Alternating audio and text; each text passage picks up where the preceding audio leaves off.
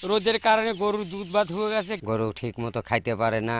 এই খোল বসির প্রচুর দাম, দুধের দাম নাই, ন্যায্য মূল্য না পাওয়ার কারণে এরা বিলুপ্তি হয়ে যাচ্ছে বা এরা গরু পালতে পারছে না, গরু বিক্রি করে ফেলতেছে।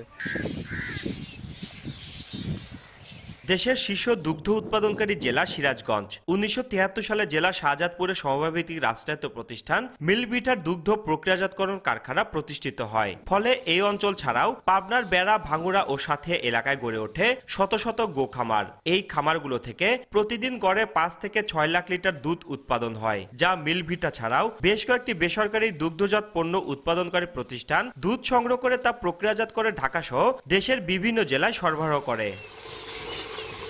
তবে এবার তীব্র তাপদাহের প্রভাবে কমে গেছে দুধের উৎপাদন। খামারিদের হিসেব মতে গড়ে প্রতিদিন দুধের উৎপাদন কমেছে প্রায় 20 থেকে 30%। পাশাপাশি গবাদি পশুর শরীরে দেখা দিচ্ছে জ্বর, ঠান্ডা সহ নানা রোগবালাই। গরমে মারা গেছে গরু। সব মিলিয়ে লোকসানের মুখে অনেক খামারি বাধ্য হয়ে পশুপালন থেকে মুখ ফিরিয়ে নিচ্ছেন।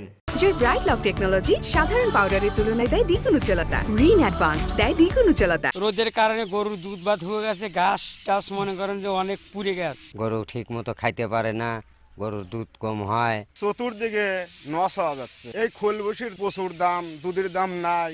একদিকে দুধের উৎপাদন কম আর অন্যদিকে ক্রমাগত গোখাদ্যের দাম বৃদ্ধি। এতে দুধের উৎপাদন খরচ বাড়লেও কাঙ্ক্ষিত দাম পাচ্ছে না বলে অভিযোগ দুগ্ধ সমবায় সমিতির।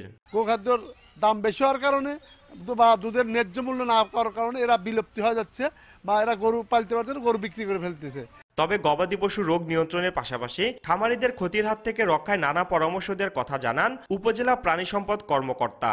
দিনে 2 বার করে যেন গোসল করানো হয় এবং গরুগুলি যেন ছায়াযুক্ত স্থানে রাখা হয় এবং গরুগুলিকে যেন স্যালাইন খাওয়ানো হয় যাতে তার ডিহাইড্রেশনটা না হয়। এই বিষয়ে আমরা পরামর্শ দিচ্ছি, উঠান বৈঠক করছি এবং লিফলেট বিতরণ করছি।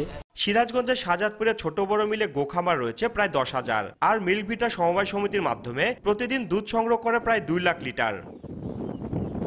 রিঙ্কু কুন্ডু, সময় সংবাদ, সিরাজগঞ্জ।